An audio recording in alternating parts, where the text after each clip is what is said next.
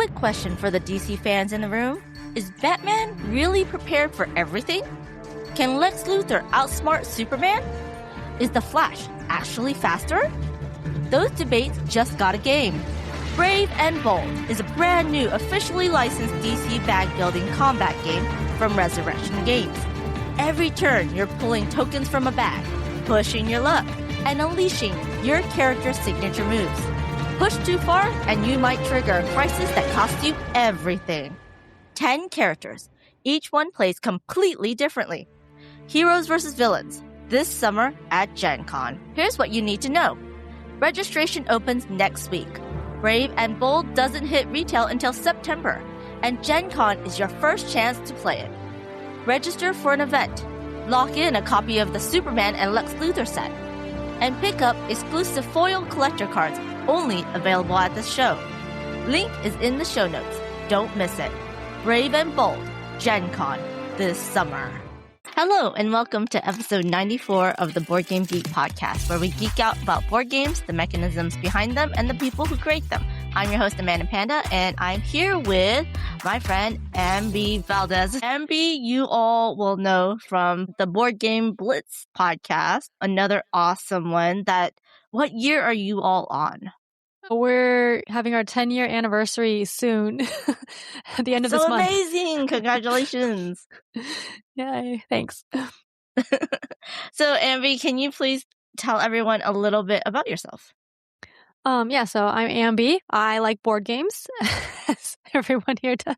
So I've done a lot of different board game stuff over the years. I got into board gaming I played board games as a kid, but I got into the modern hobby when I was in college, which I played Dominion in college, and then after college, I got into it more with my now husband, Toby. So I think my BGG account was 2012 is when I signed up for a BGG account and started logging my collection and logging my plays. I've been logging my plays for over 10 years.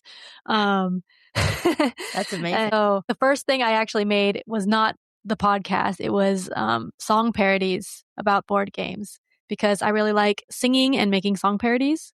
I used to make song parodies in college too. And then I was like, I want to make another song parody, but what can it be about? Oh, I like board games now. Let's do it.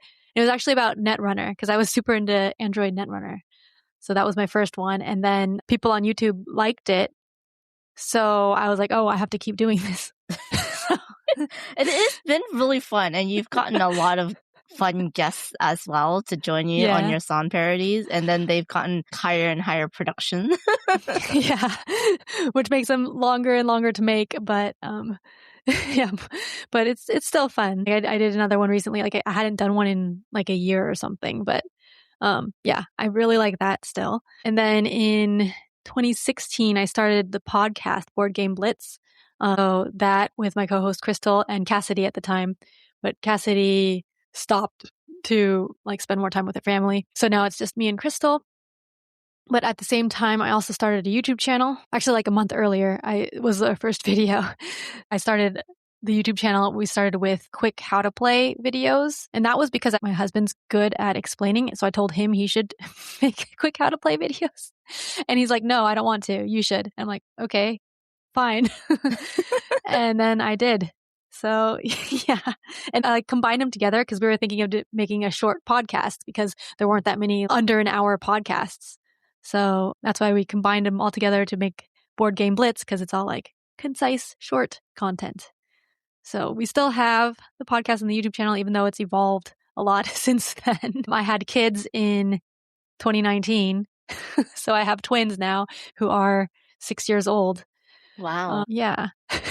So yeah, a lot of changes have happened since I've in my board gaming hobby, but I still like board games. Yeah, and you also stream live on Twitch. Yes, more video that's more video games, puzzles, but yeah.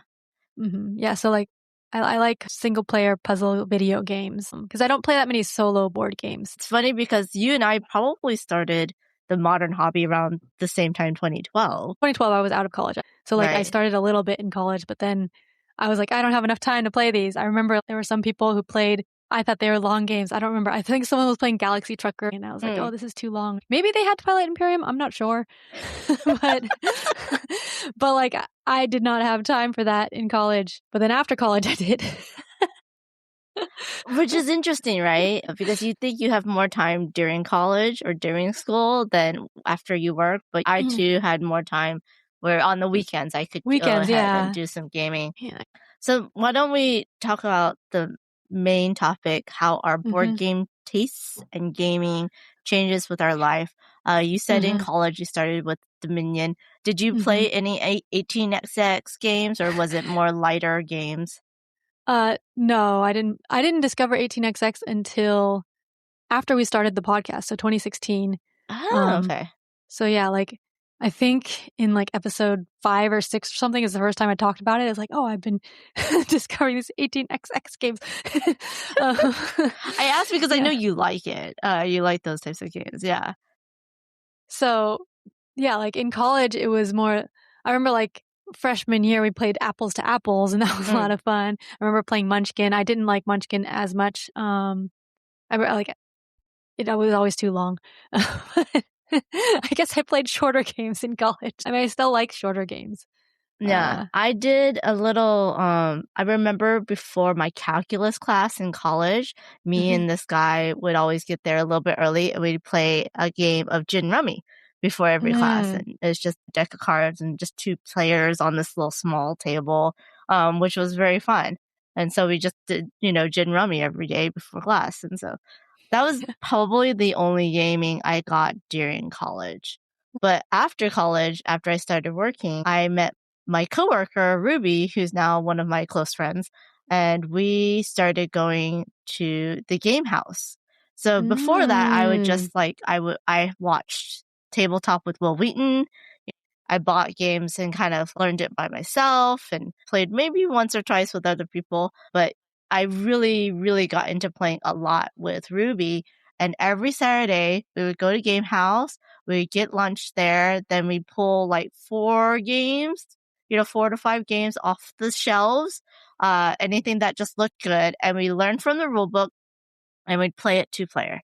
And it was very weird for people because I guess it was still very new that women love board games, and it wasn't like we had no guys around us. So it was very, very interesting. We got onto a radio show. We got, put into some blogs because it was unusual to see a woman-only table in a board game setting.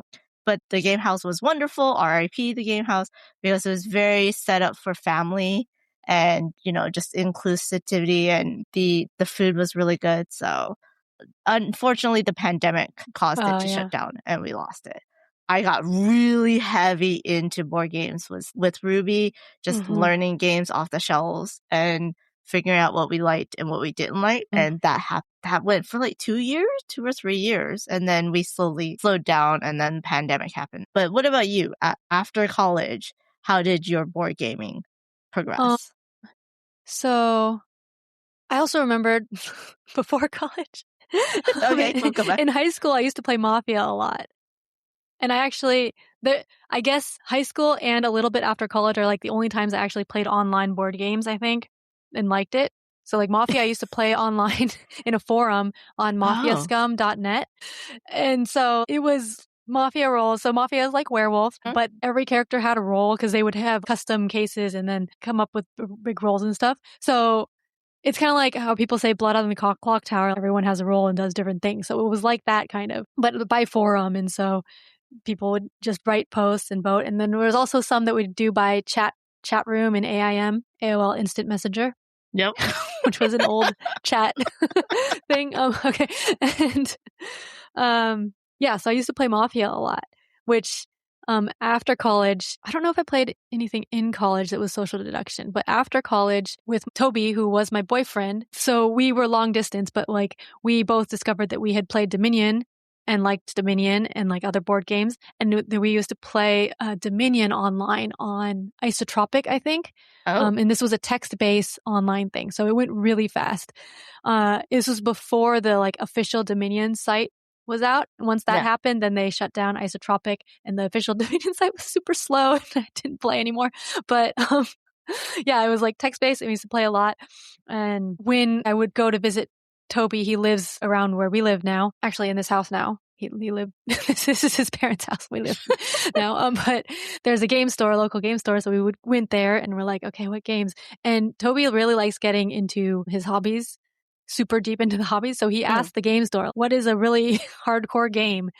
And so they gave him Arkham Horror, which is an older, well, everything's older, which is a cooperative game from Fantasy Flight Games. And they were known for not having great rule books. Mm-hmm. But like complicated rules. And yeah, so we I think it was very hard for him to learn the rules, but he like watched a bunch of videos, read the rules and stuff, and then we played it and it was a lot of fun. And then we like found some friends through Reddit.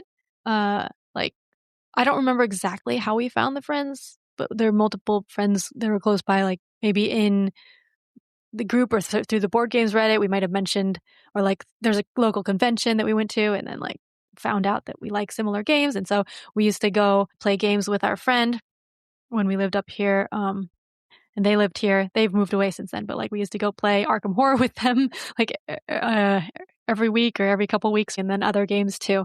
Somehow, I don't know how I found Miniature Market. But that's an online game store and I made like a big order and I have like an old order from 2011 or I don't know, like I have my first board game order. It had like Mage Knight in there. I'm not sure how I discovered that game, but I think I just browsed through the games and looked at what looked interesting based on the theme. And I only played that a few times, but Toby didn't like it. So we ended up getting rid of it. And I didn't want to really play it solo. We always really liked, I guess I've always liked the hard games kind of. But there's the type of hard game changed because that was a hard cooperative game and more adventure fantasy games. And then when we discovered 18xx games, that's like the complete opposite theme. Yeah. Trains and boring and but I mean, you both are very smart, so you like a lot of heavier strategy games. Yeah, we like math, so yeah, that helps. Did y'all ever get really into Lacerdas?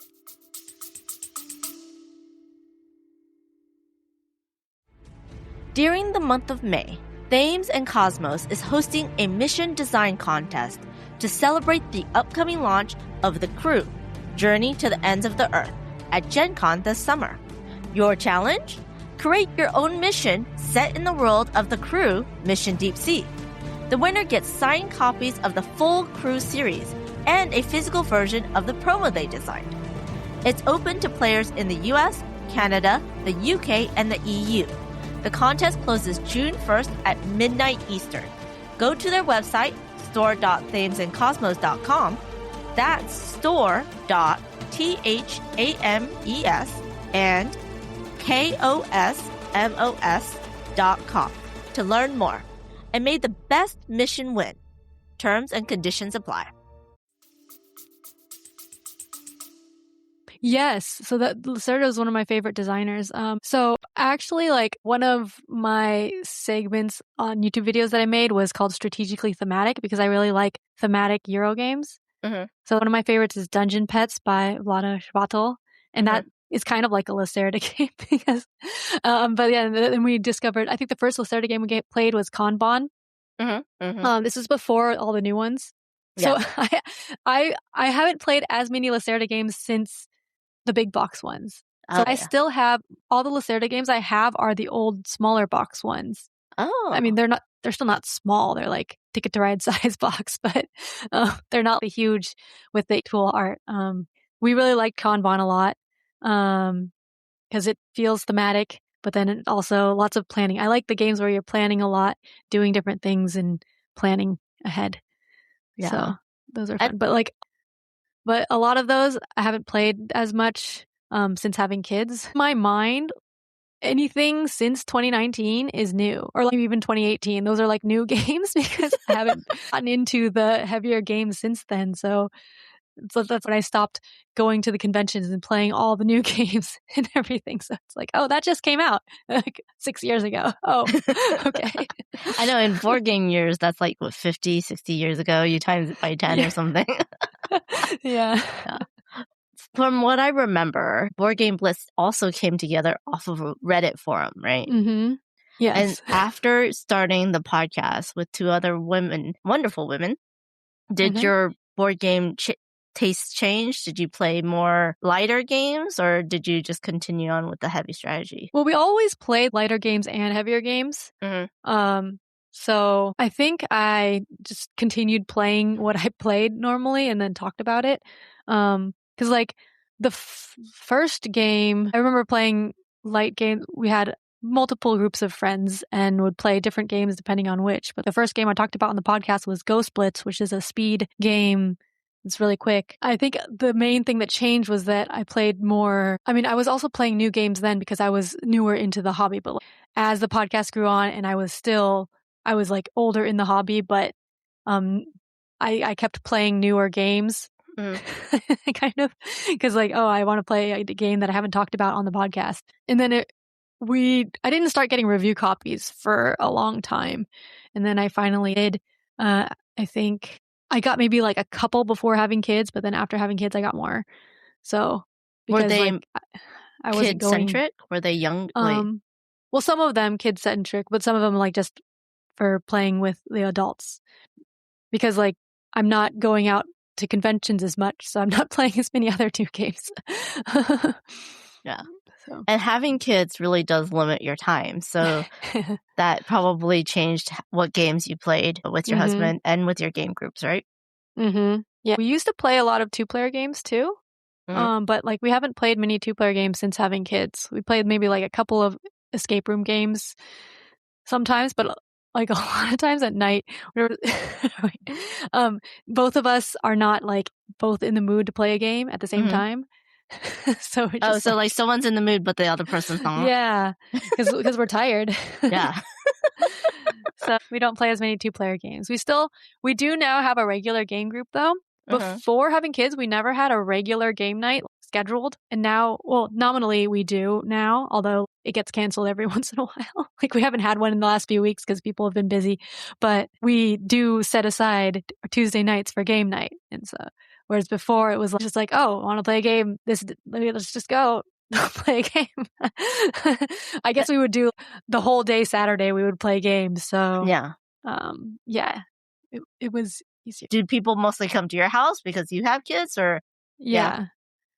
So the friends that I mentioned back with Arkham Horror, they had kids. And so we would always go to their house and have dinner with their family and then play games after the kids went to bed. And so when we have kids, we're like, okay, yeah, we can do that. Make sure our kids get bedtime. So our kids were born. We got them sleeping through the night at around a little after 4 months. And then they were getting more regular and like, okay, we can start having game night. And then COVID hit when they were like 6 months. And we're like, okay, never mind. After when things started opening up more, and then we could start having people over for game night. And so our kids have been pretty good about sleeping. Their bedtime's a little later now than it was before, but they're better at sleeping on their own and not like coming out. If they don't come out unless, well, we tell them like, don't come out unless it's an emergency. So most of the time they don't come out, but I'm not sure what's going to happen as they get older and have an even later bedtime. Cause I guess, I don't know, we'll just start playing games before they're asleep. and then you'll have to make sure that they're not excited about the game you're playing and they want to play with you. So I don't know. We'll interesting. See. So that's before pandemic, a little after. For me, I stopped working with Ruby. We both had separate jobs because that company closed. So then it was harder for us to get together because we weren't seeing each other as often. So I gained a different group. And she is more of an introvert. So she had 1 or 2 friends that she would meet through church or through her work that was into games. And it was funny because she would have me teach them games or have us get together and I would teach them games. And then one girl was so cute. She was like Toby, where she grabbed onto the idea and really digged in. And the second time I met her, she says, "Oh, here's Scythe. I just saw it on a website and thought it was great. And you could teach it to us, right?" And I looked at it. I was like, "Oh, no, Oh, no. I'm going to need to take this home, read the rule book, really understand it, and then I can bring and teach it to everybody." And then she like just got really into like buying games, really jumped that, there's that curve where you slowly gather more and more games as you like more and more games. She really jumped that curve and get really into like buying a lot of games and hoping Ruby would play it. But then I was mainly the rules teacher, so that didn't really happen. But I found other groups to play with. Like I met Bonds and John outside of streaming. And we got together and played games. And so then that's when I really got into more heavy strategy games, like the Lacerdas and the heavy Euros. And me and Ruby would play some of them, but it was on more of the lighter end because I was teaching from the rule book. And it's different when someone learns it and then comes and teaches it to the table, right? But yeah, so that was all the way up until the pandemic. And of course, the pandemic stopped everything. And so then for me, anyways, streaming started. Twitch really blew up during the pandemic. I started as a moderator on a bunch of different channels, and then I started streaming. So that totally changed what I was playing and what I was buying and what I was getting. Before then, like just like you, it depended on who I was playing with. And I had 3 or 4 different groups and friends that I would meet up with and play games. And as I do, I like to try to get everyone to meet each other. But I don't know why, but after college, they don't mix. Like people don't mix as much. I'm like, dang it. Yes, we can play 2-player games. And yes, I can play 2-player games with someone. Can we just combine and play a 3-player game? No. It's like, no, the schedule doesn't work, or we don't want to meet new people, So I had a whole bunch of different groups that I'd play in different places and hang out with them. But after the pandemic, it kind of, everyone went online. And so I was more playing digitally. I was playing through streaming. I met so many awesome people in the industry, other content creators, and then I started going to conventions. And I think it was through my streaming that then I really got really deep into the hobby and started playing a whole wider range of games. And then I was meeting more people and going to a whole bunch of conventions all the time.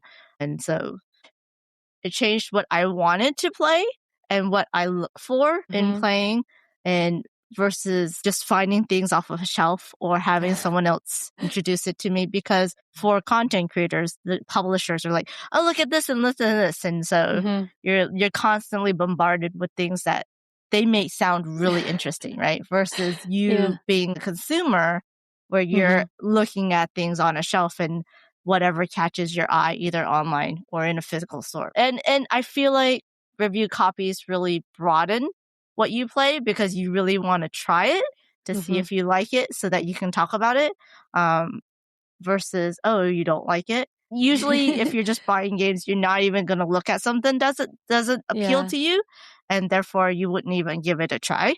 Well, I think when you get review copies or you get publishers giving you demos, you're like, oh, you're trying something that you probably wouldn't have picked up because of the theme or the way it looks or some of the mechanisms, right? Yeah. For me, it's kind of hard to tell content creator versus just being in the hobby longer because Board Game Blitz has been around for 10 years. It's like I've grown in the hobby, but also content stuff. But my content creation I'm not really getting much money or anything. So, so I'm still like mostly just doing what I want mostly, or that's trying to. Like the one thing that I did play like purely because of content creation, I think was I got more into print and play games. Like the first one I did, it was just for fun, and there was like a summer challenge thing. And so then I did some of those on my own, and I think I was also streaming. So maybe that was like most of the solo games I just play on stream like use, but I do physical ones. And yeah, and then I got into print and play games. And so then because I couldn't find many videos on that. So I like making videos on stuff that there isn't much of to try to be useful. Yeah. And so I did a bunch of free print and play games and was doing those, but then I got burnt out because it's like I had to learn all these new rules and print and craft the game. And then a lot of them I didn't like as much, and because I realized I don't like roll and writes. Oh, wow. Because a lot of print and plays are roll and writes, right? Yeah. Yeah. Wow. So then At I was least playing you all these figured that out. And I was like, maybe I just don't like roll and writes that much. They're okay. I like them fine. I'm not excited about them. Mm-hmm. So I guess that helped me figure that out. Yeah. And I think also early on in the hobby, way back, we would just try everything because we didn't know what was out there. Everything was new.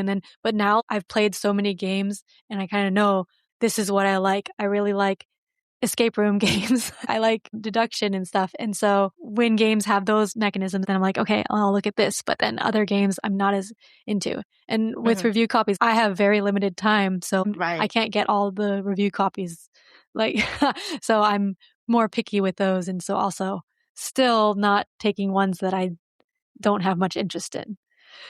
Which is good, which is very good. I think that's what should happen. Luckily for me, I live in an area with a lot of different content creators. And just lately, we've been able to get together more often and just help each other out by playing that's nice, different games that we've gotten so that we can see what we like and what we can talk about and make content for it. But then it also tells us, maybe we will say no to this one because they didn't reach out to me. They reached out to someone else first, right? Or maybe the other person will be like, well, maybe I should reach out and ask for a copy because I really like it and I really want to talk about it on this thing or that thing. The people that come in and of your life, the gamers that come in and out of your life really kind of just affect how much gaming you can do and like what type of games that you can play. Yeah, that's very true. Like our friend now, like one of our regular friends who comes for game nights, one of them works for a publisher. And so she brings over the prototype copies and stuff for us to play test sometimes. And they also get new games a lot. So that's the new games we get to try. Which is really fun. That's really cool. I guess it's nice for people who are not as into the hobby to be friends or be in a game group with like content creators or industry people because they get things a little bit earlier. They get to see the prototype, the pre-production copies. But one complaint I did get from one of our friends who games with us occasionally is that we never play a game more than once. Oh, that's true. That is true. It's so hard. So he's like, and then he brought his girlfriend. He comes to Dice Tower West with us sometimes because he goes to Vegas a lot. And so there he was like, they're going to play a game with you and then never play it again. And then we're going to play a new game. So he was explaining to his girlfriend what's going to happen. That is very true. I think for me, I have a couple friends that are more casual gamers. Ruby has become a more casual gamer, but she also has told me, okay, Amanda, I have the spoons or the energy or the focus to learn 2 new games, but then I want to play all old new games. Or like, I don't want to learn any new games this time. We have like a few hours. Let's just play something we already know. And so then I have to like range and figure out what I remember she knows versus what I'm very familiar with. So that is very true. That unless I'm teaching and showing it to different groups, then I'll play the same game with multiple people, but they will never play it with me maybe more than once. But that is very true. And then a lot of times people complain that, I really like this game. When does it come out? Oh, I'm sorry. You're going to have to wait 1 to 2 years. You're like, no. I had a pre-production copy of Let's Go to France, which is coming out to Kickstarter soon. And I had it at Dice Tower West, and people were like, what? This is out? And I'm like, no, I'm sorry, it's not out. Or I had Layers with me, and they had fulfilled the Kickstarter, but I had multiple copies because I was handing it out to other content creators for the publisher. And so I was able to get a big group of people playing Layers together, which is normally a 2-player game. But people are like, why do you have so many? Where where are they selling this? And I'm like, I'm sorry. Yes, no, it's being distributed, but no, you can't buy it right now in retail. So it is that balancing act of being friends with someone in the industry that works. Do you find that as your kids are growing up and you're introducing them to games and introducing them to, games made for younger kids, right? Do you find that you're playing more of that style game or more games of that lightness and less games that are normally made for adults, even though people, who are not in the industry are thinking all board games are made for kids, right? But no. But you know what I'm talking about because we're all, yes. So yeah, like since I actually do keep track of my stats, I can see how many games I do play and the players. Like my kids, I think last year, one of my kids was my most played with partner or something. Or maybe Toby was, I don't know. They were up there with Toby as a player I most played with. And that makes sense. Yeah. Does Toby like to play games with you and the kids? Y'all play more family games? I'm trying to get him to. He usually is not playing with them as much. He's not as into the games, or he's like busy. Like because a lot of times we'll be playing in the afternoon, and so he's working. But on the weekends, sometimes he'll play, but then sometimes sometimes the kids get too frustrated and then we have to stop.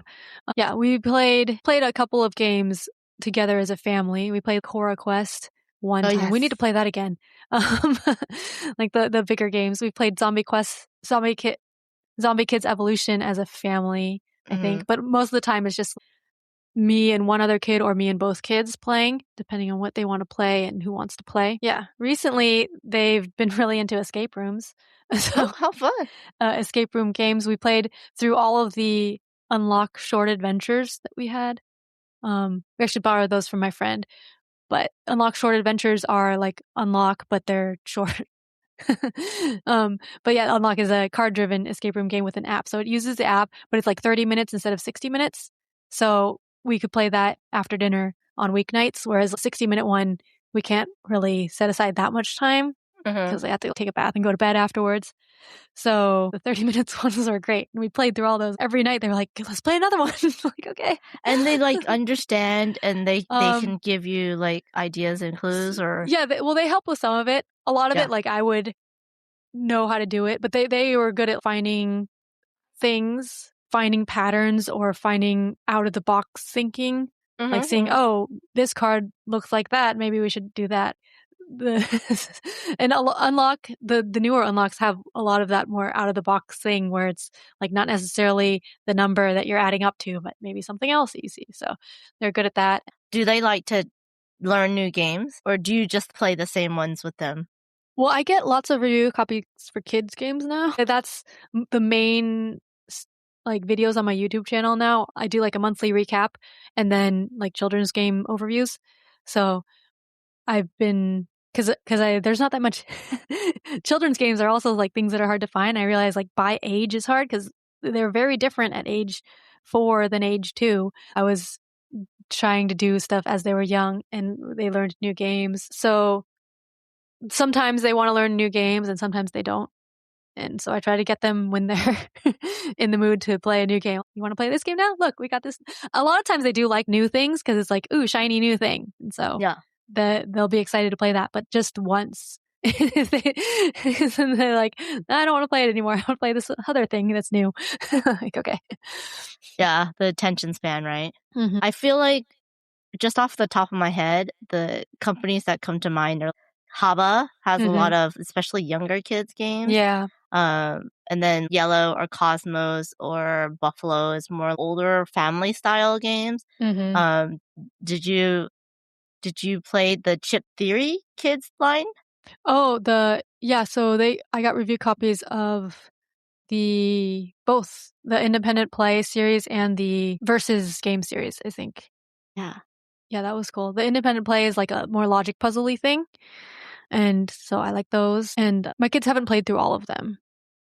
I brought it on one of like our car rides to try to get them to play, but they played a little bit, but they also get kind of car sick. So I don't want them playing too much. And then the Versus one we played through, and now I think they're a little bit old for some of them, but they liked some of them. But it's weird because I actually filmed the video with them, asking which one they liked. And when I was playing, it seemed like they liked one of them more. I don't remember which one. And then in the video, they're like, oh, I like this other one more, and I don't like that one. I'm like, what? But when you're playing, you liked this one.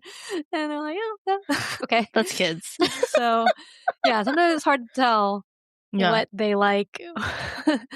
Yeah. I was shocked when Chip Theory came out with their kids line just because they're the big production games and you know, so many components and really high quality, but then their kids line is really high quality, durable too, but for kids. So I guess it does make sense, but at the same time, it's like burn cycle versus the little kids game is just like, what? Yeah. But both are very fun. So, a lot of publishers have their own children's line, are getting them now. Right. Okay. There's like a Lucky Duck Kids. Oh yeah, that's true. And I don't know what they're called. And then there's also a lot of games that are like something junior or my first something. That is true. That is true. And that came before the pandemic, I think. And then after pandemic, there was a lot more solo modes. And that has continued on with a lot more solo modes and ways to play certain games solo. And so like, after the pandemic, I definitely play more solo games than before the pandemic, especially with streaming and, you know, solo play just makes it a little bit easier to get it to the table and get it streamed and recorded. But now that I'm in a different time where I'm doing 2 podcasts, I definitely need to get a lot more games played. So I've been pushing myself to hang out with more people, going out more. I also meet more designers, and there's a lot of designers near me, and there's a lot more playtesting happening that I'm joining in on. Yeah, so getting into the industry as a streamer really opened up all these other avenues to do different things with.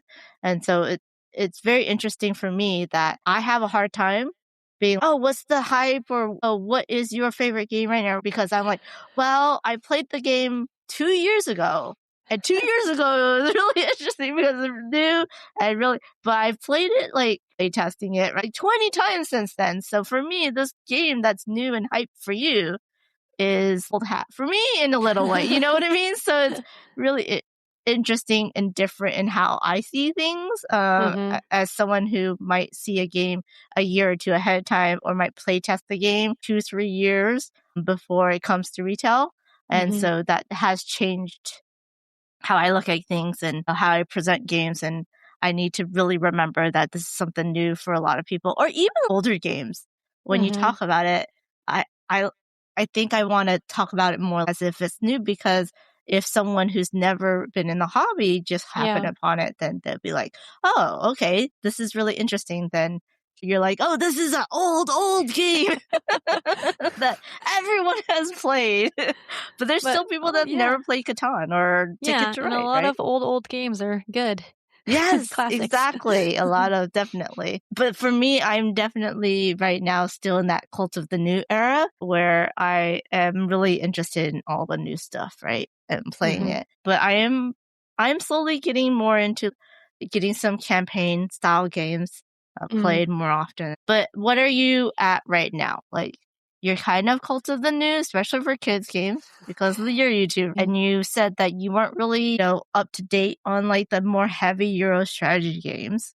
Yeah. Well, like, I see what's coming out sometimes, but like a lot of them I'm not as into. And this was before I had kids too. I think a lot of like the Euro games, I was no longer interested in them, or they changed like the type of game that was coming out, because like they were getting kind of samey to me. A lot of like the mid-weight Euro type games, I think. So yeah, I was not as interested in those unless it's thematic. So you're a themer, not... Well, you're a thinker and a themer, though. Yeah. I want the mechanics to match the theme. So like Vital Lacerda type games. So like Kanban, you're doing the car manufacturing assembly line thing, And that feels very thematic because you got to do all the things, and it's like a lot of thinking too. And so I like that. But a lot of the Euro games where it's like similar themes, or it's just doing the mechanics and it's not really tied to a theme, and then it just started feeling kind of samey. And so so I wasn't as like excited about the new ones. And as I said, I know now more what I am excited about. I like limited communication games, cooperative, deduction, real time. So if a new one comes out like that, like when Bomb Busters came out, I knew like that was, I'm like, this is going to be my favorite game this year. We need to get it. And so I just told Toby, okay, yeah, it's a limited communication deduction game that I think we'll like. And so we're like, okay, let's get it. So we bought it. It's really good. Yeah. And we got to play it with Crystal at Dice Tower West. Yeah. That was really fun. We're a little bit too good at it. We need to like make it a little bit more hard. Well, there's a lot of missions. It gets hard later. Okay, good to know. But yeah, so I think I know more what I will like. So yeah, I can see like I kind of see what's coming out, and then if there's deduction and I'm like, oh, okay, look into it more or see what other people are playing. A lot of times I'll just pass over it because I'm not as interested in it. Yeah. And before, when we had more time, we would actually go to conventions and play a bunch of new games. So I guess I was always able to do the like content creator mindset where you're just playing a bunch of games and reading rules and learning. But Toby and I would go to conventions and we would each read rules and then play the games. And we always had each other as a partner so we could play through games pretty quickly. And we would play a bunch of new games at conventions. And so when we had kids, we stopped going to conventions. So that has limited our new games a lot. But I think that also helped us know. We would play games and be like, okay, that was okay. But now since we're limited in the amount of new games we play, the games that we know, okay, this is just going to be an okay game or something, like we just you have to be more picky on what you play because you have such limited time, right? Yeah. So do you see yourself in the future with your kids? Like, do you see one or both of them continuing playing board games with you as they get older? Or do you see them, maybe you'll get your time back and they go and play other things with their other friends? Well, I think both, hopefully. Like, I hope they'll continue liking games and playing them with me, but also do other things. Yeah, so I think, like, it's cool because they've been asking to play games now. I was a little worried a couple of years ago because, like, one of them wasn't interested in games at all, it seemed, and, like, the other one was playing more. But then now both of them do ask to play. So, and they both really love escape rooms, which is nice because that's also my favorite type of game. So that's nice I definitely have escape room partners. That's awesome. Hopefully they continue that when they're older and can help more. This is very interesting because when you start dating or when you get married or when you have kids or even when you change jobs, who you get to play games with and how much time you get to play games with, how much time you get to play games really drastically changes. And so then the types of games you play, like 2-player versus multiplayer or party games versus more strategy games, really also changes. So maybe in another 5 years, we should get back together and see how it changed again. I have to remember to do that, but we'll see. 10 years of the podcast on Board Game Blitz. I've been streaming for 5 years. What a crazy ride. And we both have seen so many changes in the industry itself. So that's pretty crazy. Thank you so much, everybody. And thank you, Ambie, for talking about your changes and how your life has changed and how your board game plays and tastes have changed along as well. Yeah, if y'all have any comments on that, please put them into the comment section of the podcast. Now we're going to go into our top 5 list. This was a little bit harder for me just because I don't play as many kids games as Ambie. So it's like our top 5 kids games. Of course, as in the history of when I started doing the BGG podcast, all of our top 5 lists are slightly different. So for me, it's the top 5 games that are mostly made for kids that I love to play with adults. And so that's slightly different from Ambie. Mine is like top 5 games that I've played with my kids that they like, I guess, kind of. It's not really a top 5. It's kind of doing like a chronological list of favorites as their age. Because Kidz is such a broad category, and a 2-year-old will like a very different game than a 5-year-old will like. So yeah, I'm kind of going by age. Do you want to start or should I? I can start. So first on my list is Go Away Monster, which is actually the first game my kids played by the rules. And I think this is out of print, but Go Away Monster was published in 1997. It's published by Gamewright, designed by Monty Stambler and Ann Stambler. So this is a game for 2-year-olds. Or I guess it might say ages 3+ on the box, possibly because of laws. But this was the first game I played with my friend's kid.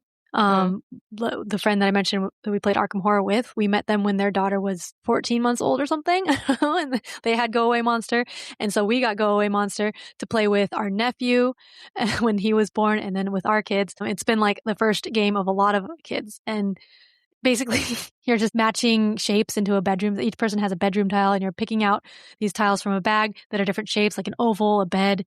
The oval is a picture frame, there's a lamp, a bed, a teddy bear, and they're all different shapes. And so you can feel it. You feel like the oval shape, and you pick it out and put it on your little mat. And these are all just cardboard shapes. And then there's some of the shapes are monsters. So there's like an oval with pointy ears. That's the monster. So it feels kind of like the oval, but it's got pointy ears. So if you get a monster, then you say, "Go away, monster," and you throw it. And it's just cooperative. You play until everyone gets the board filled up.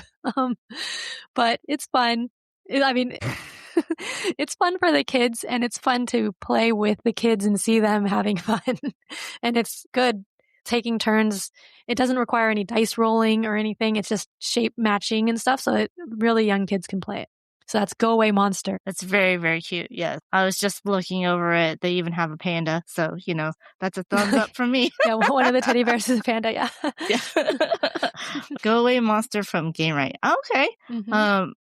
Definitely has that storybook art to it. It's very, very cute. Okay. That sounds a lot of fun for younger kids. For me, my next game is one that I like to play with adults, and there's been different, I guess, iterations of it. It's Animal Upon Animal, and I do apologize to Klaus because I'm probably going to mess up his name, but Klaus Mittenberger, publisher is Haba. They had Animal Upon Animal, they had a unicorn edition, they had a dinosaur edition. I do believe that Rose Gauntlet Entertainment had a bird edition that they did with their whole bird line. Oh, I actually got a review copy of that one.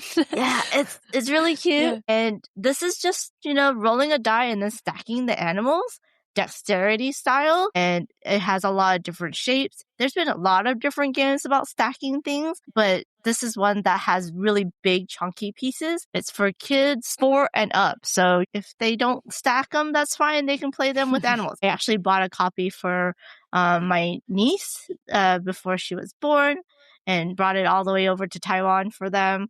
I don't know if they play it or not, but I figured I would play it when I go over there. And of course, we never have time to. But yeah, I think this is fun for adults. There's a lot of stacking games. It's a little bit easier for adults than kids. But I feel like the whole family can get into it. Even people, grandma or mom that does not like to play the game, like play regular games, would be okay playing an animal stacking game. So yeah, I really like this one. Did you play this one with your kids? I tried a little bit. Dexterity games are kind of hard for kids, at least for my kids. I don't know, because they're not as good at stacking, and then they would get frustrated when it fell over. Or with other kids, I think I played it with, they got scared when it fell over. Oh. So like if they were too young, they would get scared when it fell over. So I'm like, oh, maybe later. So yeah. I do have a review copy of the birds one, so I'll try that again with my kids soon. Yeah, and that one has you can make it easier because they have little branch pieces that you can put under this kind of like a teeter-totter, so it doesn't move, so that you can stack it on the tree a little bit easier. So they have easier versus harder board. I know most of the time when people get Animal Upon Animal, the kids are just playing with the animals, and then as they grow up, then you can add the stacking mechanism to it. And then when they get even older, you can have the dice roll, and then that tells them how much they can stack. But yeah, I really liked it. I really liked the different animal shapes, and I think you can mix and match them based on the theme as well. So yeah, that was Animal Upon Animal from Haba. What's your next one, Ambie? My next one is My First Adventure Finding the Dragon. Designed by Romeo Hennion and published by GameFlow and 5 more. I'll put it'll be linked into the description of the podcast. This is a choose your own adventure RPG storybook game. So it's not it's a book, not like a board game. And I read this as their bedtime story sometimes. 140 times apparently. Because I log my plays. But My First Adventure, they play this as young as 2, but it does say age 3+, and they can, I guess, I think older kids can read it on their own and enjoy that too, but it's like a choose your own adventure. It has little dials where you pick a character, 1 out of 3 characters, and then depending on what you do, you get different items, and like there's 3 dials that have items on there, so you like move the dial to show the item. And then later on in the game, if you have that item, certain things will happen, and then you move the dial.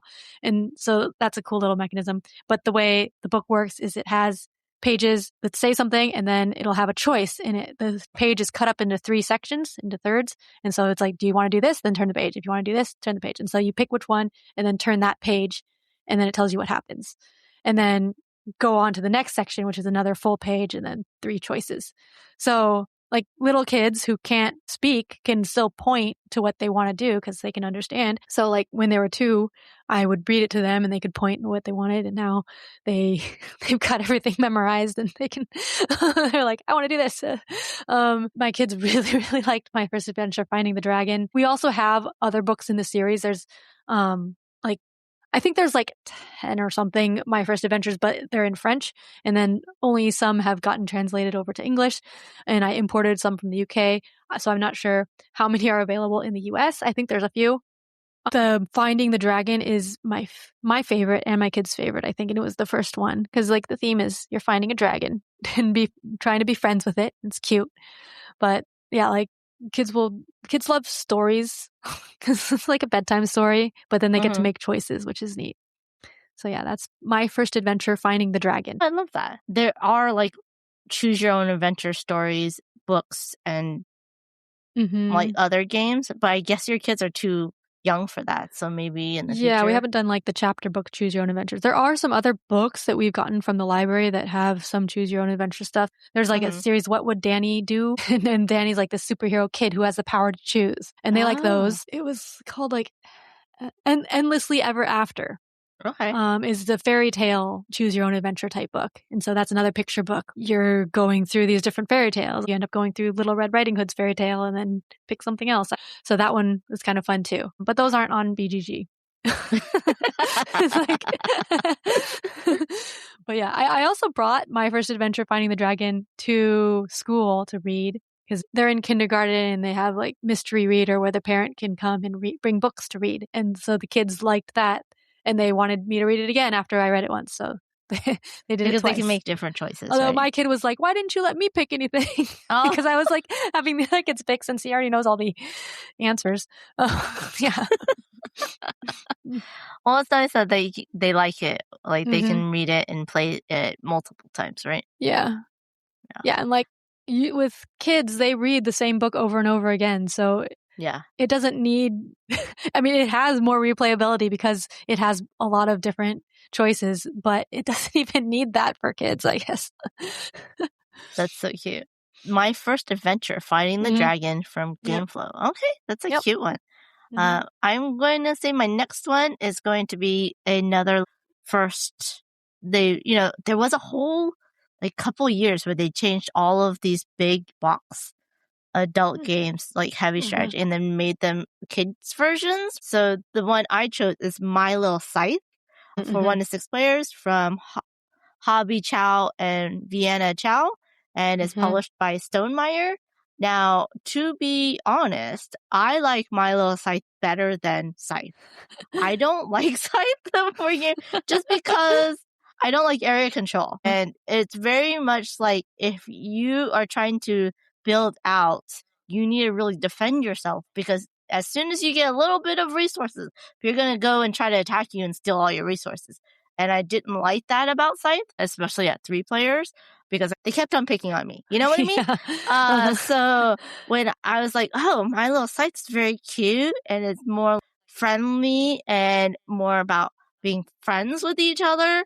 And I played it and I'm like, oh, I actually like this one. And it's very, very cute. It didn't feel as mean as Scythe itself. And it still has some of the similar mechanics, very cute miniatures. But I really liked it. I felt that this was definitely more my style. I didn't mind that was like more of a kid's game, but I enjoyed playing it more than Scythe itself. And then they had like an expansion, I think, and it was the Pie in the Sky expansion that was really cute because now you had like pies and it was definitely more fun for me than having these big, miniatures that look kind of like really mean and stuff, and they come and just steal all my stuff, and then I have to like battle them. You know what I mean? So my choice was My Little Scythe from Stonemaier. Yeah, I still have not played My Little Scythe. I did not like Scythe either, though, so maybe I would like My Little Scythe. Maybe. You never know. I do like the story of how it was made, because like the father and daughter made it. It was like My Little Pony themed. Yeah. And then Jamie Stegmaier saw it and asked them if you could make it into an actual publish it. So that's pretty neat. Yeah, and I'm glad they did, because then it gets kids into that thing, and then they can build up and go into the other games, and then it kind of is like it's a gateway, it's an open the door type of thing. And I think even for like casual gamers, because the art's more cutesy, it's more eye-catching and it's more colorful, and so it might be a good way to get more casual gamers into the hobby and playing those types of games and getting them used to different mechanics. So I don't think that you should limit My First or My Littles to just kids. Yeah. What's your next one? My next one is Zombie Kidz Evolution, which I might have skipped to when they were 5 years old. Zombie Kidz, I actually liked playing with them more. So this is a legacy game designed by Anik Lobé, published by Scorpion Masqué in 2018. I bought this because I heard a lot of things about it, like good things about it for kids, and so I was interested. It's a cooperative legacy game. Your kids trying to prevent the zombies from overrunning the school, and you lock all 4 gates. And so on your turn, you move and you can defeat any zombies automatically. You don't have to roll any dice or anything. You can defeat up to 2 zombies in your space. Just remove them, and then if there's 2 of you on the gate space, you can lock the gate, and you want to lock all 4 gates. And then like zombies come out. There's a dice to roll to get the zombies to come out at the beginning of each turn. And like if there's too many zombies on a space, you can't move there. And then the legacy part is like after you play a few games, you put stickers on the book. And then when the stickers get to a certain section, you get stickers. There's achievements and stuff, so you can get bonus stickers. And when you reach a certain point, then you can open an envelope. And the envelope will have spoilers, I guess. There will be special powers and stuff that you unlock for your characters. And then it makes the game more complicated, but also more fun, I think. And then like you actually have to make more decisions, and it gets a little harder. I've been enjoying that. We haven't played through the whole campaign yet, but I do want to play it. This is one that I think I ask for more than my kids do, because I'm like, I want to see what happens next. But they do like it a lot. I think it's just they forget about it when we haven't played in a while. So we haven't played Zombie Kidz in a while. And also, I think my kids weren't as excited about the art as they saw Zombie Teens as the sequel. Oh. I think they like that art better. And I'm like, well, we got to finish Zombie Kidz first. Do you have to reteach them the rules and stuff? Or do they really? No, I think they remember mostly. I can like go over it quickly at the beginning. The rules aren't too hard. And then also it's cooperative, and just like during the game, like as they play, I could be like, okay, you can go here or here. A lot of times with games, I'll tell them like what they can do on their turn. Just even if they do give them the options. Yeah. So like as a reminder, like, okay, what do you want to do? Like, you can go here or here. What do you want to do?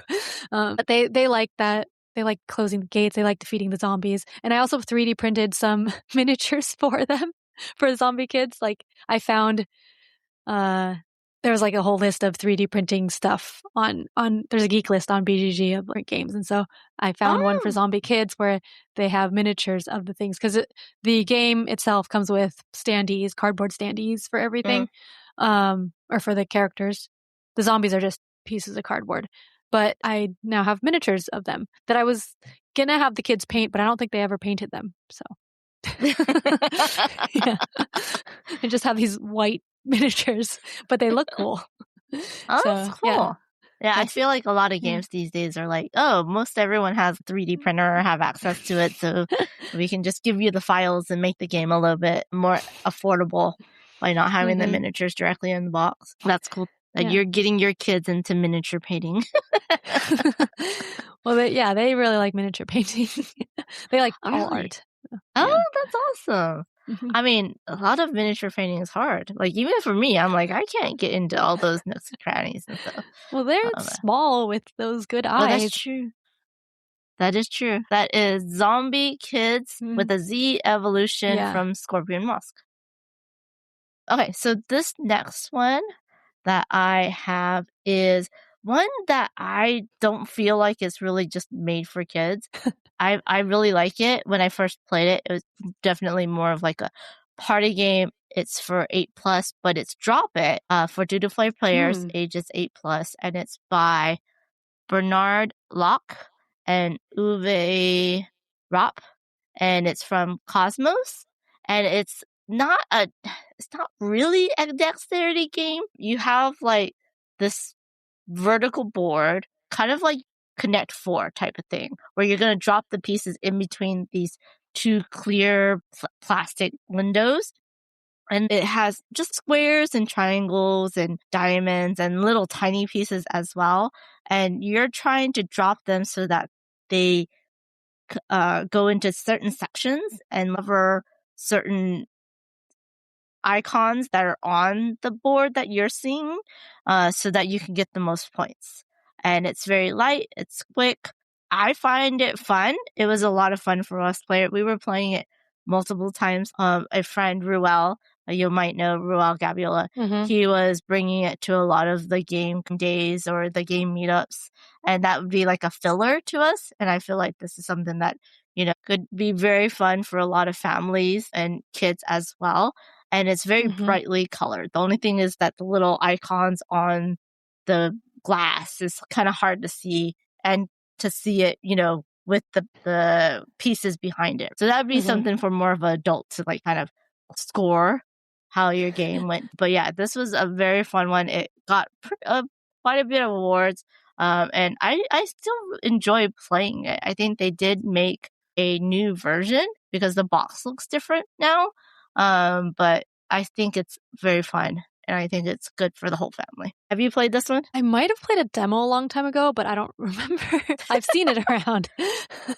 It's easier to do more dexterity or chunky bits for kids than for more strategy. But yeah, I really like Drop It from Cosmos Games. And what's your next one, Ambie? My next one is MicroMacro Kidz Crazy City Park, designed by Johannes Sick and published by Edition Spielwise. MicroMacro Kidz is a kids version of MicroMacro.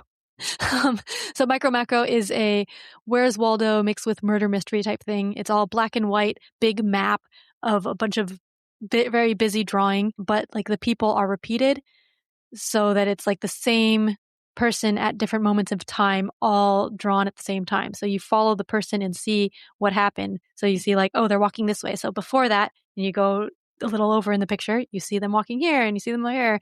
And then it asks questions about like what happened. In the kids version, there's no murder. There's no like adultery or anything. It's just kid-friendly crimes. So like someone's lost and you need to find out what happened, or like someone like the fish got stolen, but it's basically the same mechanics with some upgraded components, I think. So in the kids version, there's these plastic tiddlywinks that you can place down. So there's a book of cases and it'll say like, this crime happened, find the person and find the crime scene. I don't know if they call it crime scene because they're not major crimes, but, and then you find it and then you can put the tiddlywink on there. And so you see what happened. It's like, what were they doing before? So when you turn the page, it'll say like what the answer was and then asks another question like, where did this come from? Or what happened to the fish that got stolen? And so you follow along and then put the tiddlywinks to mark where you see it. And I enjoy it. It's not like a hardcore game or anything, but I enjoyed the adult version and the kids version. This is one that I would probably play the kids version even without my kids because it's the same mechanics, and like the kids, they were trying to play the adult version with me, but like I didn't want to like explain all of the murder and like why would this person be mad at that person if they're like, okay, like I don't so yeah, I was very excited about the kids version coming out, and I got it as a review copy. I enjoy MicroMacro Kidz Crazy City Park. I think I too would play the kids version just because the tiddlywinks really help keep track. Otherwise, it's just all black and white. Yeah, otherwise it was like fingers. We ran out of fingers. Yeah, because you have to literally follow the same character that's wearing the same thing along. And you can't color anything in. I would want to like start coloring things in, but then that just like messes up the whole game. But I don't know. Maybe once you've played it through and you found everything, you can just use it as a coloring book. I think the tiddlywinks was a great add-on, and it really helps. And I would definitely start with MicroMacro Kidz. Yeah, I'll probably use the tiddlywinks the next time I play the adult version. Yeah, right? That's so smart. I haven't played,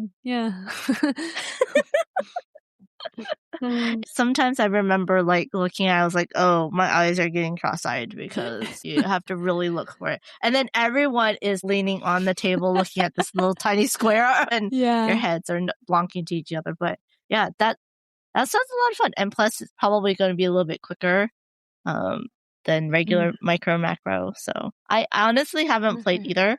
But I would probably want to start with the kids version just because I know it's going to be a little bit easier and it can get you more into the game or faster into how the game plays. Although I think the adult version comes with a magnifying glass. It's not like a really good magnifying glass. It's one of those papery ones, plasticky thin, like little rectangle thing. And I don't think the kids version comes with a magnifying glass. So, is it the same like scale as the adult? I think so. Well, they have better eyes than us. Or maybe, they have better eyes. So they don't need one. They don't need one. I never used the magnifying glass in the adult one. Good choice. That is MicroMacro Kidz from Spielwise. I think in the US you can buy it from Hachette Board Games USA website or in your friendly local game store. But yeah, that one's a fun one. I think kids and adults would be good. I like how they did it a different theme, different stories for the kids too, though. Yeah. Okay. So I'll just continue on with my dexterity. I think this is the last dexterity game I have. But this is one that I always love playing, but I don't have a copy. And I don't know why I don't have a copy. This is Rhino Hero for 2 to 5 players, ages 5 and up. Designer is Scott Frisco and Steven Strumpf. And it is published by Haba Games. There is a whole bunch of different games in this series, and it's basically your House of Cards, but bigger and for families. There's Rhino Hero Super Battle, which I love. I've never played Rhino Hero Active Kids or the Missing Match. There's even a junior version, my very first game's Rhino Hero Junior, but I think I really like the Rhino Hero and Rhino Hero Super Battle. So basically there is floor cards, these big floor cards that will tell you what type of walls you have to place up, and then you place the walls and you have to place the floor on top, and you're just building up, but then certain things will happen that moves the Rhino up and down. I think Arcade Wonders had very similar game, but really tiny for adults. Like they took this big House of Cards type of game and then they rethemed it to cats, and then they made all the cards and all the walls and stuff smaller, and they kind of teeter-totter. So Arcade Wonders came out with Cat and the Tower, which is, I feel, Rhino Hero Super Battle, but for adults because this is much smaller cards. The walls have much bigger differences. You are moving more pieces up and down this tower, but they're so much smaller.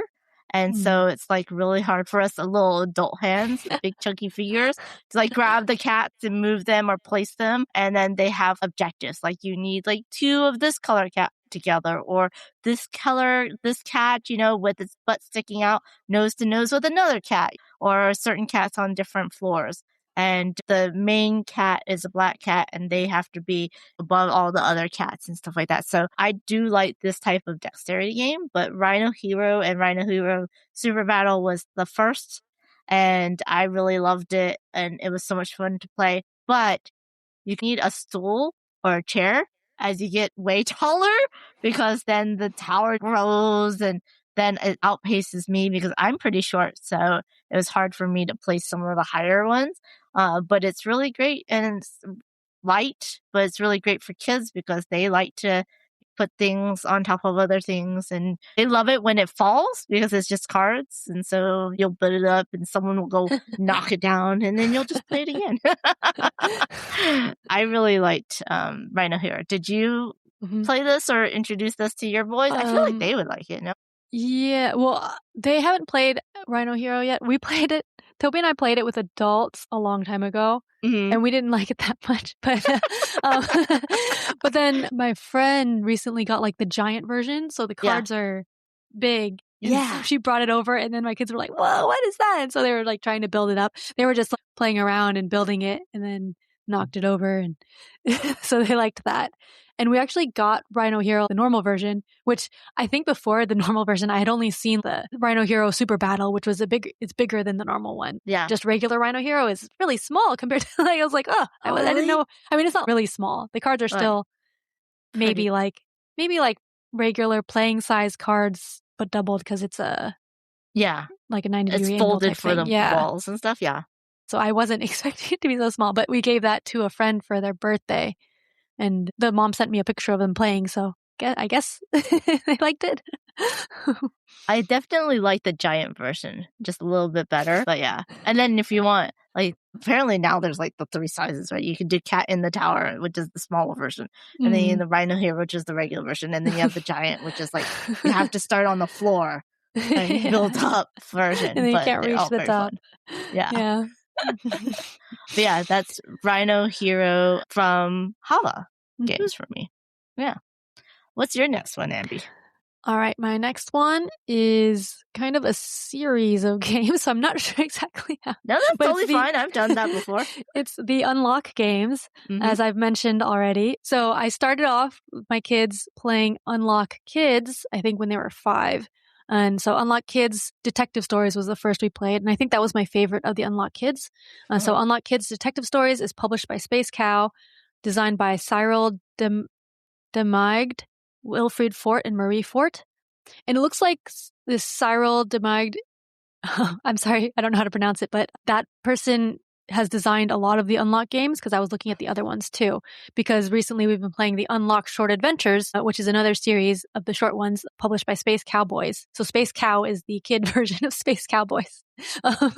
So the Unlock Short Adventures, a lot of them are designed by the same person. So those plus Unlock Kidz, not the regular Unlocks yet because those are too long, but like because Unlock Kidz and the Unlock Kidz Short Adventures are in the 30-minute range, I think those are good for playing with kids. Even though my favorite escape room series is Exit, because I like the puzzles and stuff, but those are longer than Unlock. I think Unlock is better for kids because, well, the Unlock Kidz, this is all card-based, and Unlock Kidz, it has cardboard tokens too, and then numbers that you're matching together, and then making little symbols, and you see the symbols that match. And so they get to see the symbols that match and then pick out the things, and that's neat, and they can do it all by themselves because there's no text other than the intro. And then with regular Unlock, there's a lot of text, so I'm reading it, but there's a companion app, and then you're adding numbers together, which is actually really good for having them practice math because you're like adding 2-digit numbers together. And so now they're getting better at like knowing how to add 2-digit numbers. And they like seeing the app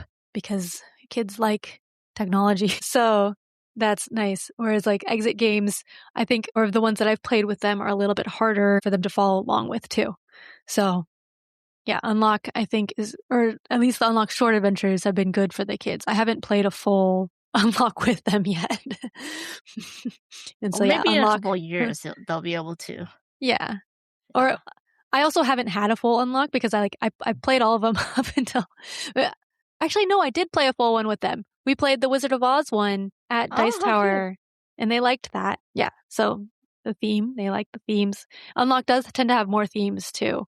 Or like be more thematic than exit games. It's like colorful and thematic. So yeah, that's the also, Unlock series. Aren't the Unlock ones reusable? Like they're reusable they're too. replayable. Yeah, so that has helped too because my friend has gotten all the Unlocks.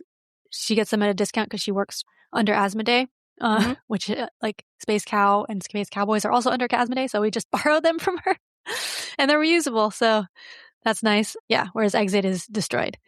Yeah. So yeah, that's Unlock Kidz from Space Cow and Unlock Short Adventures from Space Cowboy.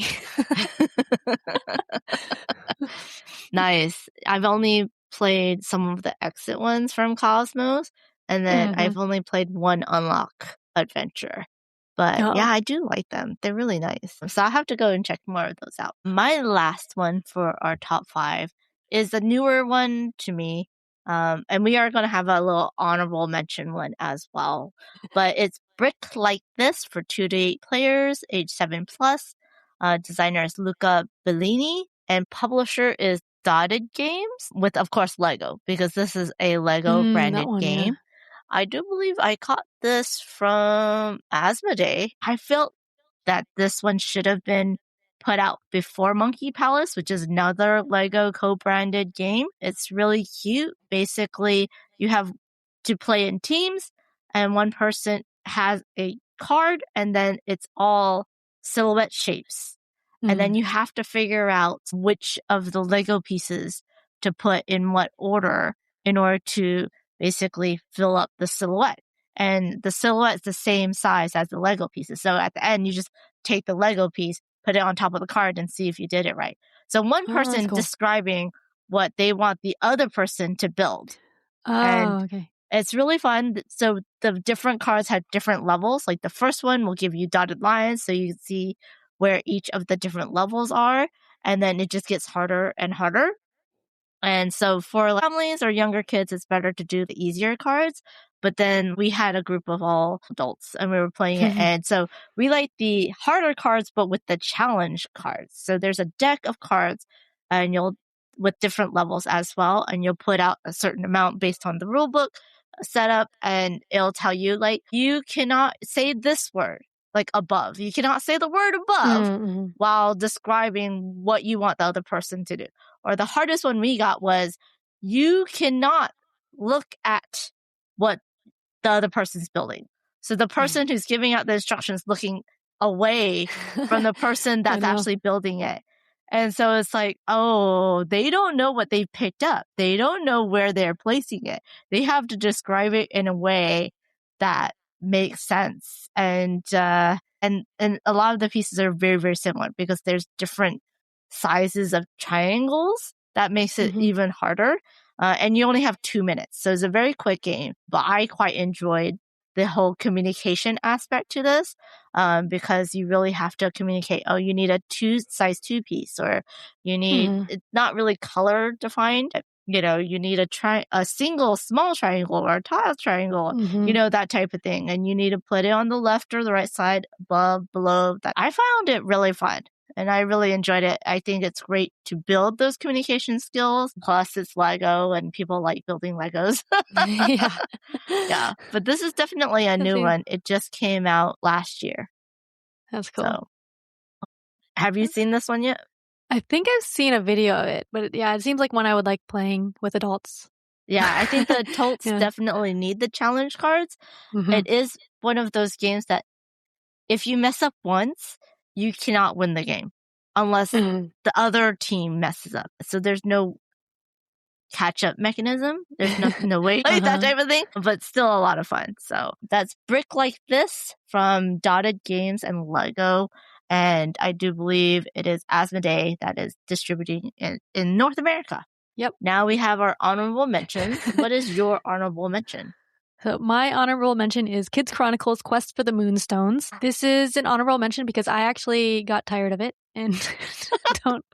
But this is published by Lucky Duck Games and designed by David Sicurel. So this is like a kid version of Chronicles of Crime, which is an AR mystery game.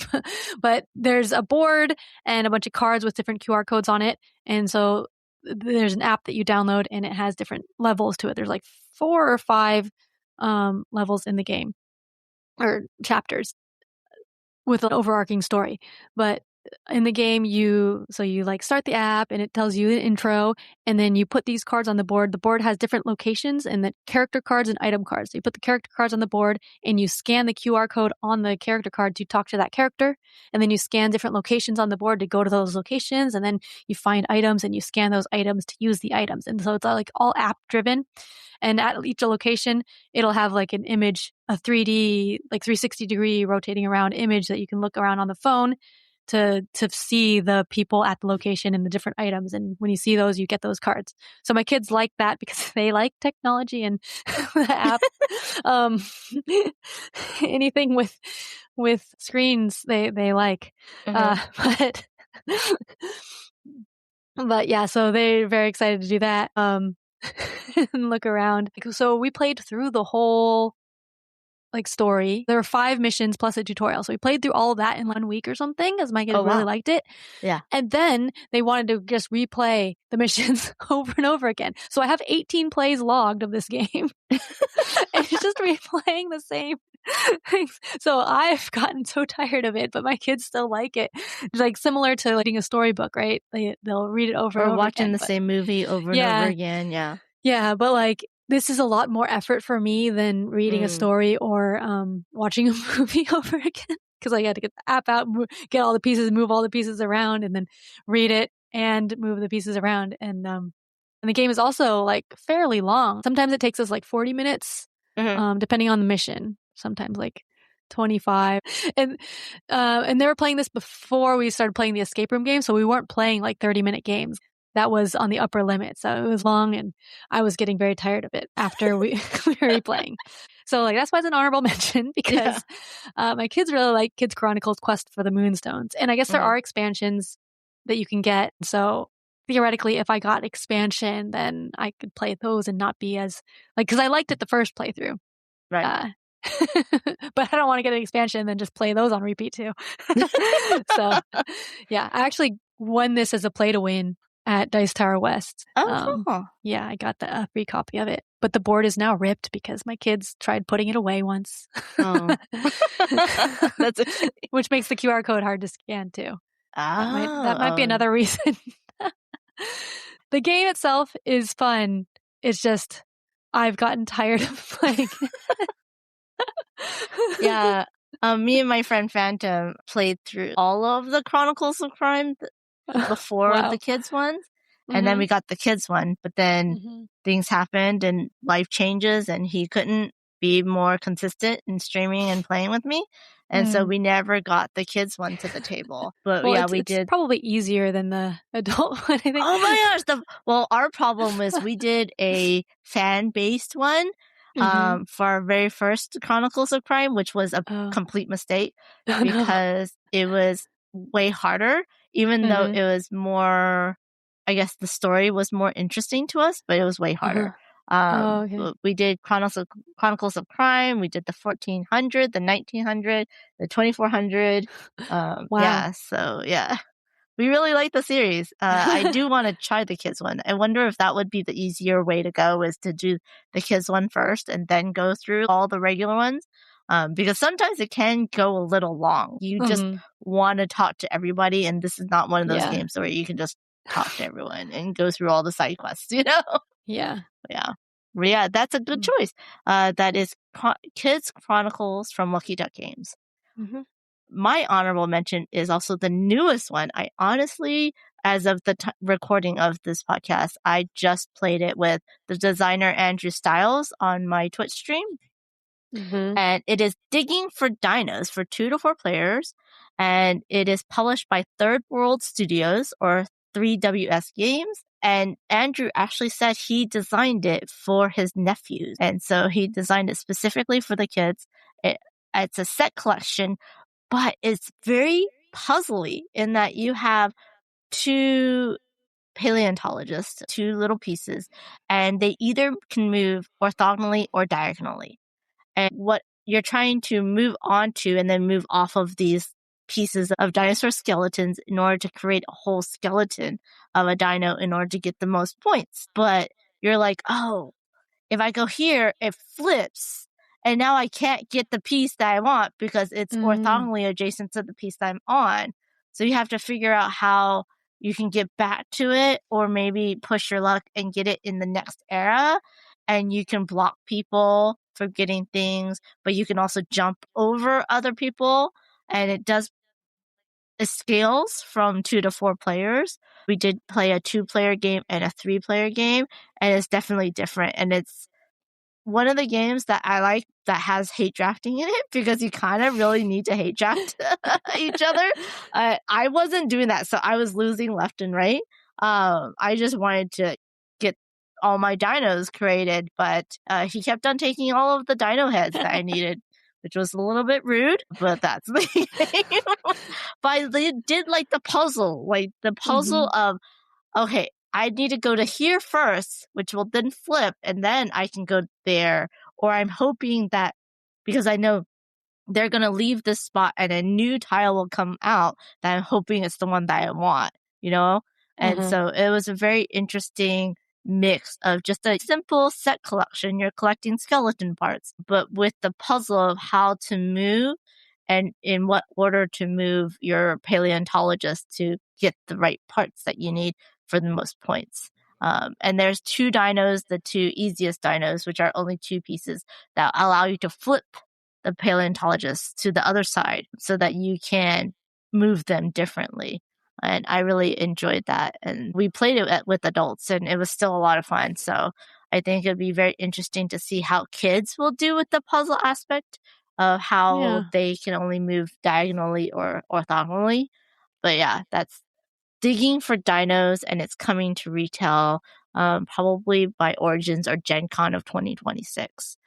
So that's why it's an honorable mention for me. It's on Board Game Arena right now that you can play it, and it was a lot of fun for me. But yeah. Yeah. Maybe once it comes out, maybe I can try it with my kids at some point. I don't know. Not on Board Game Arena. They're not. No. I don't think, well, I mean, kids do well with technology, but I think it's totally different to try and play a board game. Yeah. Yeah. And so now we are on to our last segment of the podcast, is our moment of positivity, where we talk about something small or something big that happened to us that is positive or brings us joy. If you don't mind, Ambie, I'll go first. My co-host for the Panda and Phantom show on Twitch, Phantom Meeple, aka Joe, came and was in town for a small convention. So I got to hang out with him for a whole day. We got to play a lot of games. This is the person that I went through Chronicles of Crime with online on the stream, but we didn't stream. We just hung out and played games with friends, ate a lot of good food, and had a whole day together. And it was wonderful, because usually I only see him online, and we used to see each other every week to stream together and play games together. And now it's been every other week. Things happen with work, and so that's why we don't get to see each other as often. So it was really nice to see him IRL, or in real life. I don't think the kids nowadays say IRL anymore. But yeah, it was really, really nice to have him be able to play games in person and hang out and just chit chat and catch up, which is lovely as always. What about you, Ambie? All right, for me, it's my kids. So at school, they had a thing where all the kids drew a picture of their mom, and then they have a game out front where they tape them up to the window and they say, "Which mom are you?" And so I can look at all the pictures and guess which one I am. And I was able to guess for both of them which one I was, because they're in different classes. So yeah, they both drew me with headphones and a meeple shirt. And they said, and that's me. So one of them has me with headphones and a meeple shirt. The other one has me with headphones and a meeple shirt and doing a board game or a puzzle. And then they're like, "Yeah, because you're streaming." And and there's your meeple shirt. And so I was like, oh, that's cute. Yeah, that makes it easy to find. Oh, I just need to find the board game piece. Yeah. So I was looking at all of them. They're all generic little stick figure drawings. My kids are also fairly good at art. Oh, yeah. You've had them on the stream, the Twitch stream, and they've drawn things right there and then and raised it up, and we had to guess what they were. Yeah, they're very good. Yeah, so like they have more realistic noses and stuff, and everyone else is like no nose or just a dot. Yeah. And mine is like all drawn out, and so I was looking to see which one it is, and then I get to the one that's mine, and I just laugh because it's obviously me. They got the meeple shirt, and then I can tell it's their drawing style. That brought me joy because it's my kids' drawings. I love that, and they obviously identify you as a podcaster, so board game podcaster. Yeah, that's so cute. That is really cute. Wow, thank you so much for sharing that with us, and thank you so much for being here and talking about your evolution of board games and your top 5 kids games so far. I mean, you still have a long ways to go. Another 12 years before you get sleep. They're not going to be kids games anymore soon. I know. Do you feel sad when you like, or you're happy that they're moving on? It's a little bittersweet, I think. Yeah. Both. It is nice though. I'm not really going to miss it, but there are all those games that we didn't actually play. So, So where can everyone find you, Ambie? I'm in a lot of places at Ambie Rona is like my personal screen name for a lot of things. But my podcast, YouTube is Board Game Blitz, where I do board game stuff. And my song parodies are Ambie Rona, and my Twitch channel. I do have all of my links on portally.cc/Ambie Valdés. I did not put all the links into the description, so it's easier for everybody. Yeah, and also Board Game Blitz. You could also go to ambievaldez.com. I have a website there. I forgot to mention that I have a book. But talk about the book. I have it like right behind you. Yes, because I made that website when I was making a book. But yeah, I have a website which has most of my links too. But I think the Portally, it's kind of like a link tree, but it has some embedded videos and stuff. And so, Ambie Valdés or Board Game Blitz. You can find all my stuff there. Can people still buy your book? Or can you talk about like the title and stuff? Yeah, so I made it when my kids were 2 or 3. I made a children's book called Board Game Day. I'm also working on the sequel, but it's just Rachel's working on the art right now. Almost done. That one's just going to be print on demand, so you'll just be able to buy it online. But the Board Game Day, you can get the board book online. It's available at the BGG store, I think. They still have copies. And I still have some. So you can buy it from my website. I think I have a link to it. You can also get like a hardcover off of Amazon. So that's Board Game Day, which is a book for like toddlers age. But it has a lot of board games in it. And also, my Little Scythe is in the book. And in the sequel, it's going to be featured more. Oh, that's so cool. Oh, that's like perfect. Yeah. Yes. Okay, awesome. And yes, you can still buy it from the Board Game Geek store. And I'll put a link to that as well. If you have any kids or little ones, or like me, you like pandas because her little 2 boys are pandas in the game. Yeah. I mean, in the book. Yeah, the main characters are panda twins or siblings. Like, it's ambiguous. Awesome. Well, there you go. Go check out some of those games if you have younger kids or families. I think a family game list would probably be separate, but this is definitely for younger kids or families with younger kids in it. But of course, a lot of these games you can play with adults as well, and they're really fun, really well made. Please go check some of those out and check out Ambie and the Board Game Blitz podcast, which is very lovely. Congrats again on your 10th anniversary. That's going to be amazing. Thank you. I'm excited for that. And please go and give her a listen and watch her on Twitch doing puzzle games. It's just so interesting to see how your brain works because you talk about what you're thinking. And I'm like, my God, Ambie, you are smart. Just practiced with puzzles. Yes.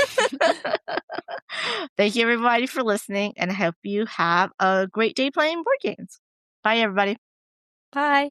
You've been listening to the Board Game Geek podcast, produced and edited by Amanda Wong.